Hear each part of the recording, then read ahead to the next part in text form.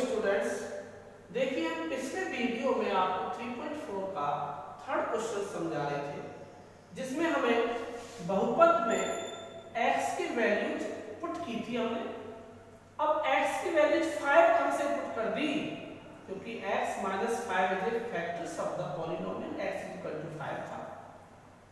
तो मैंने यहाँ पर जहां जहां x है, x की वैल्यू 5 रख दी, पुट कर दी। अब यहाँ पर 5 को 3 टाइम्स मल्टीप्लाई किया 125 आ गया, 5 को 2 टाइम्स मल्टीप्लाई किया 25 आ गया, 5 के -10, 525 को 3 से मल्टीप्लाई किया 70। यहाँ तक आपको पिछले वीडियो में करा दिया। अब आगे हम क्या कर रहे हैं, तो हमने ये कह रहा था आपको कि प्लस प्लस के डिजिट को प्लस कर दो, नंबर को प्लस कर दो, माइनस माइनस के नंबर को ऐड कर दो। तो यहाँ हमारे पास प्लस का है 125, -75 और -10 -85 प्लस 5 के इक्वल टू 0। तो पिछले वीडियो में आपको यहाँ तक करा दिया था। आगे जो हमारा सवाल चल रहा है, क्वेश्चन चल रहा है, यहाँ से स्टार्ट हो जाएगा। तो 125 में से 85 माइनस कर दो, 40 आ जाएगा। 40 प्लस 5 के सिंपलेस्ट करते जाओ, इक्वेशंस आपने प्रिपेयर कर लिए। आपने इक्वेशंस बना लिए। इक्वेशंस जैसे छोटी क्लासों में प्रिपेयर करके इक्वेशंस को सॉल्व करते हैं, वैसे ही सॉल्व करते जाओ। तो 5 के इसको यहां से शिफ्ट कर दो, -40 k equal to -40 divide by 5, k equal to -8। तो 5 से कैंसिल कर दो, 5 8 का। तो k की जो वैल्यू चाहिए आपका आंसर आ गया, k की वैल्यू -8। तो ये क्वेश्चन हमारे पास थर्ड क्वेश्चन था, क्वेश्चन नंबर 3, जिसमें a की वैल्यू फाइंड करनी थी। अब नेक्स्ट जो क्वेश्चन है वो भी हमारा ऐसा ही है, find the value of a। Fifth question में है find the value of a and b। देखिए पांचवा क्वेश्चन में कराने जा रहा हूं, जिसमें a और b की वैल्यू फाइंड करनी है। क्वेश्चन नंबर 5 बच्चों, पांचवा जो क्वेश्चन है हमारे पास में, उसमें find the value a and b, यानी a की वैल्यू फाइंड करनी है और b की वैल्यू भी फाइंड करनी है। हमारे पास दो factor find the value a and b, फिर है x + 1 x - 1 is the factors of the polynomial. बच्चों देखिए हमारे पास गिवन है find the value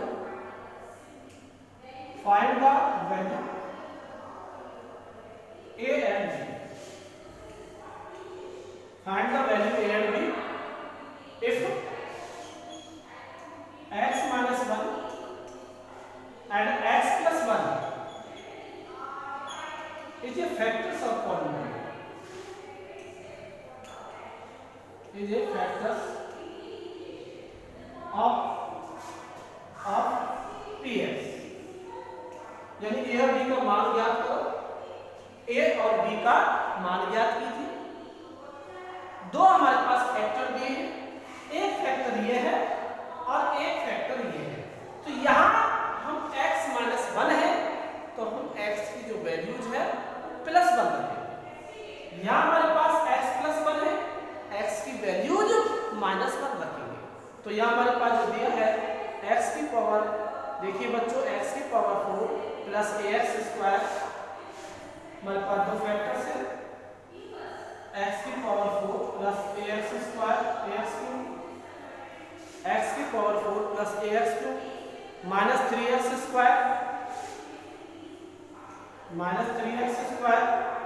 plus 2x plus b plus 2x plus b। तो ये हमारे पास जो फैक्टर है। तो यहाँ बच्चों हम क्या करें, x - 1, तो हम सबसे पहले x - 1 है, तो यहाँ x - 1 = 0, दैट x = 1। तो वही बात, इसमें x की जो वैल्यू है +1 रख दो, वहाँ x की वैल्यू -1 रख दो।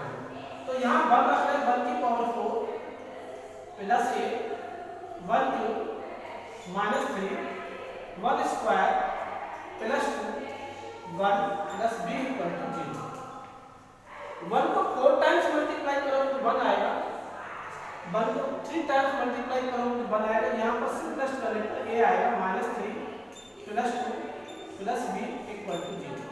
तो देखिए बच्चों हमारे पास ये +1 है, तो 3 आ जाएगा, 2 में 1 3 -3 plus a plus b equal to 0। तो हमारे पास 0, यहाँ पे 0 आ गया, a plus B is equal to 0। तो हमारे पास वैल्यू आ गई a plus B is equal to 0। First equation आ गई। अब यहाँ से x की पावर 4 प्लस ax की power 3 minus 3x square plus 2x plus b। First में हमने x की वैल्यू प्लस 1 रखी, सेकंड में हमने x की वैल्यू माइनस 1 रखी, क्योंकि हमारे पास x प्लस 1 है। तो माइनस 1 का पावर 4 प्लस है minus 1 cube minus 3 minus 1 square plus 2 minus 1 plus b equal to 0। देखिए बच्चों, x की पावर 4 है तो मैंने माइनस 1 वैल्यू पुट कर दूं, जहां जहां x आता है वहां माइनस 1 रख दूं, यहाँ जहां जहां x आता है प्लस 1 पुट कर दूं, सॉल्व करते जाइए। माइनस 1 को 4 बार मल्टीप्लाई करोगे 4 टाइम प्लस 1 आएगा, यहाँ माइनस 1 को 3 बार मल्टीप्लाई करो माइनस 1 आएगा, ये आ जाएगा। माइनस 1 को 2 टाइम्स मल्टीप्लाई करो तो यहाँ सॉल्व कर लेते हो -3 -2 प्लस 5 इक्वल टू 0। 1 प्लस है तो 1 माइनस 5 देखिए 3 माइनस का है 2 माइनस का है 5, तो -5 में से प्लस 1 जोड़ करो तो -4 आ जाएगा। -4 minus a plus b equal to 0। तो -4 को इधर शिफ्ट कर दो, इक्वेशंस बनाने जा रहे हैं तो -a plus b equal to 4 second equation आ गई। अब आपके पास दो इक्वेशंस बन गई, इन दोनों को एलिमिनेशन मेथड से, आपने एलिमिनेशन मेथड पढ़ी होगी। एलिमिनेशन मेथड होता है कि देखिए क्या है, यहाँ से मैं बता रहा हूँ। अब एलिमिनेशन मेथड दो हमारे पास इक्वेशंस फाइंड हो चुकी है। इक्वेशंस नंबर 1 है a plus b equal to 0 और इक्वेशन है -a plus b equal to plus 4।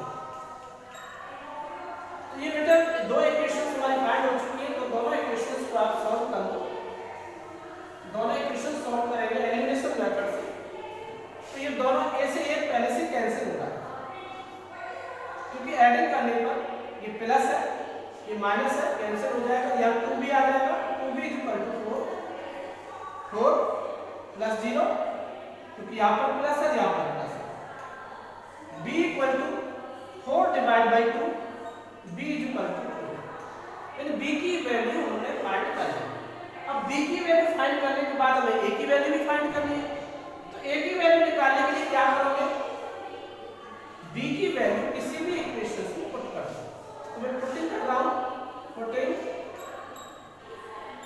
Value b in first equation.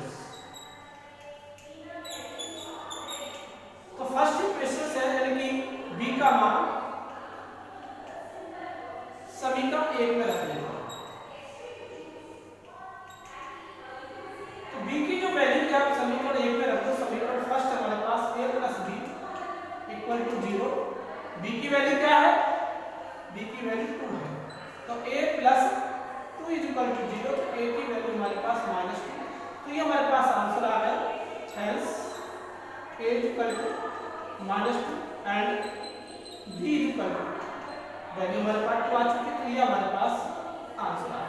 a की value find the value a and b। तो ये हमारे पास क्वेश्चन नंबर हमारा था, क्वेश्चन नंबर मैंने लिया था 4, ये 5th क्वेश्चन है, नंबर 5 था। अब नेक्स्ट क्वेश्चन आता है फैक्टराइज।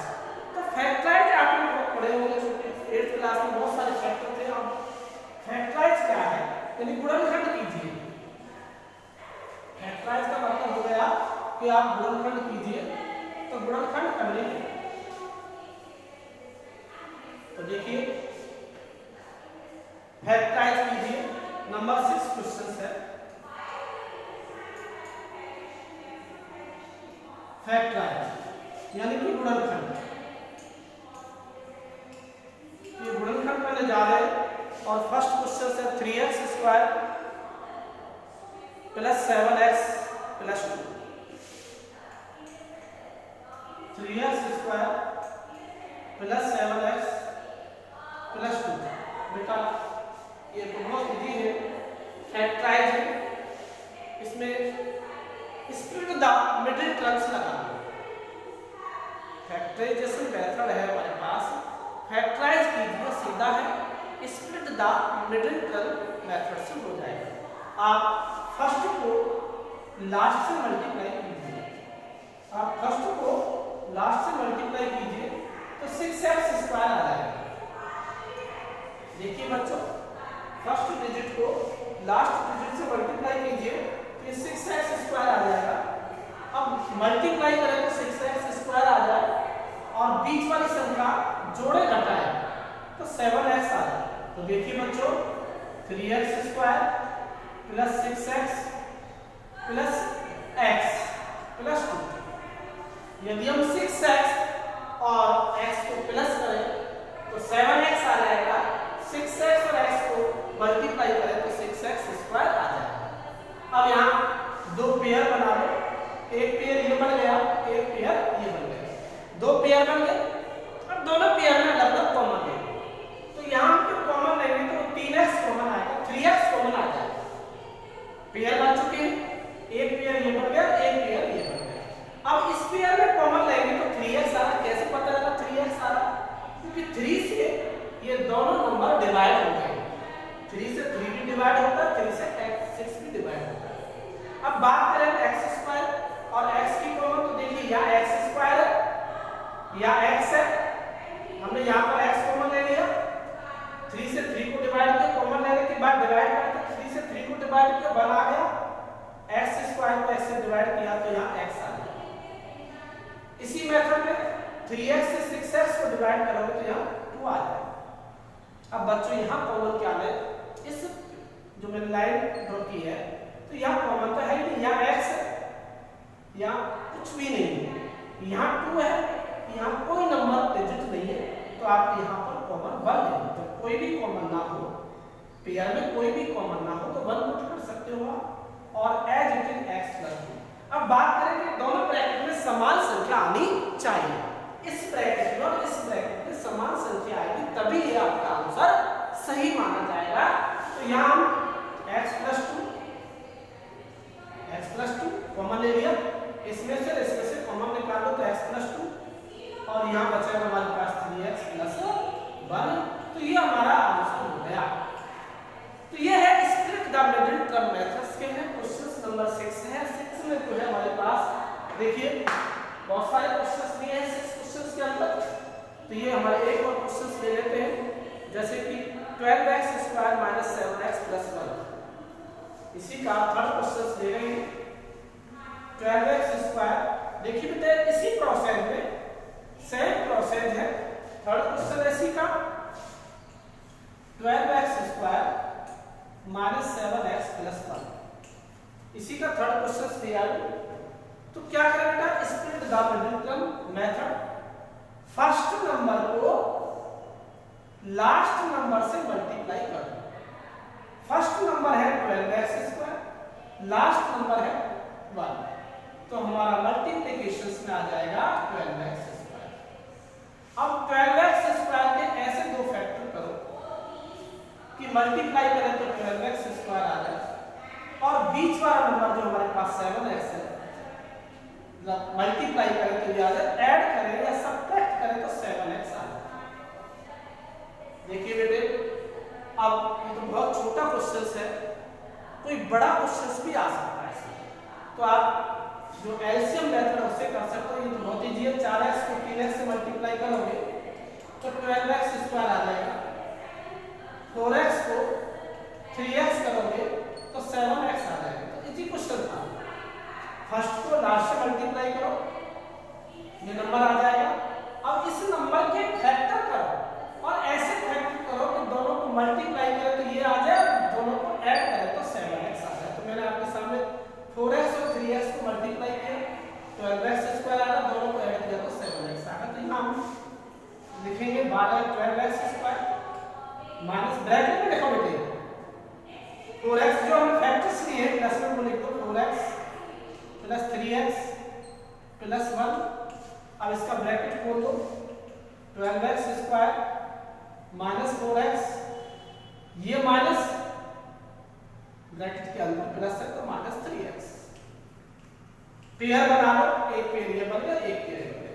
तो इन पेयर बनाने के बाद वापस वही प्रोसेस है कि आप कॉमन ले लो और आगे सिंपलेस्ट करो। तो कॉमन जो हमारे पास आ रहा है 4x आ रहा है।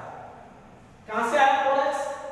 क्योंकि ऐसी डिजिट कॉमन लो जिससे दोनों संख्या डिवाइड हो जाए, दोनों में कॉमन आ जाए।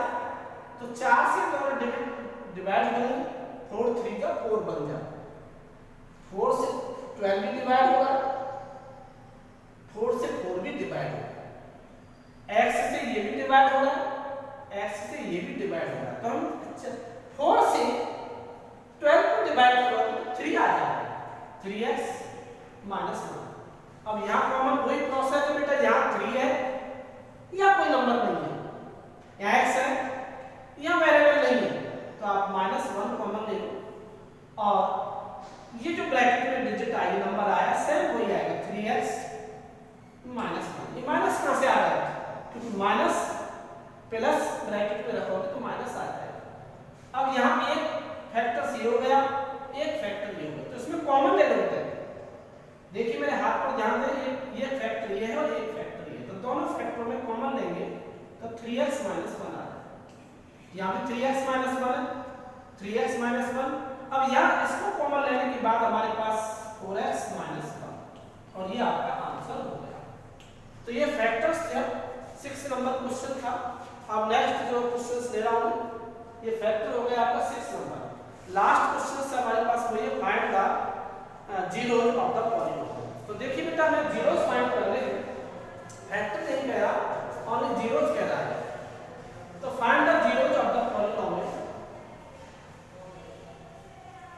Find the zeros of polynomial, यानी कि इस बहुपद के जीरोज फाइंड करो। तो find the zeros of polynomial. तो देखिए बेटा हमारे पास जो बहुपद है x की पावर 3 + 6x स्क्वायर, x की पावर 3 + 6x स्क्वायर + 11x + 6। तो हमें आप इसके जीरोस फाइंड करने, x की बेटा सॉल्व नहीं करना ज्यादा, इसको फैक्टर नहीं करने, केवल जीरो निकालना।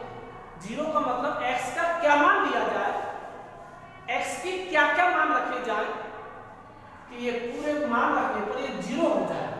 हमें ऐसी वैल्यू x की लेनी है, ऐसा वैल्यू लेनी है कि इसको रखने पर जीरो आ जाए।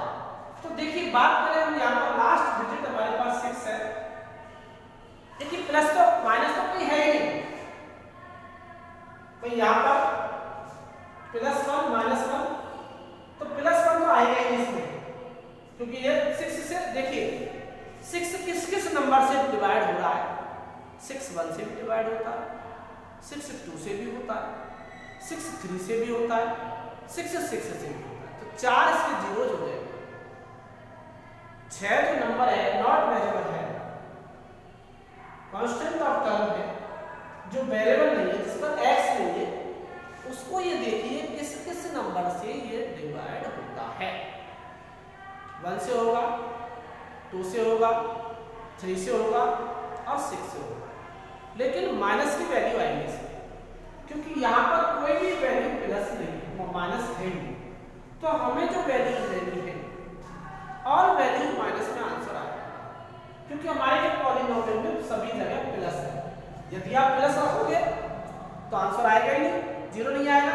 तो माइनस वैल्यू रख दो। तो मैंने क्या कहा था, -1 ले सकते हो, -2 ले सकते हो, -3 ले सकते हो, -6 ले सकते हो। तो 4 जीरो इसके फाइंड हो जाएंगे। तो ये हमारा क्वेश्चन नंबर 7 था, जिसमें केवल जीरो पूछे हैं, वो आपको नेक्स्ट अगले वीडियो में बताएंगे।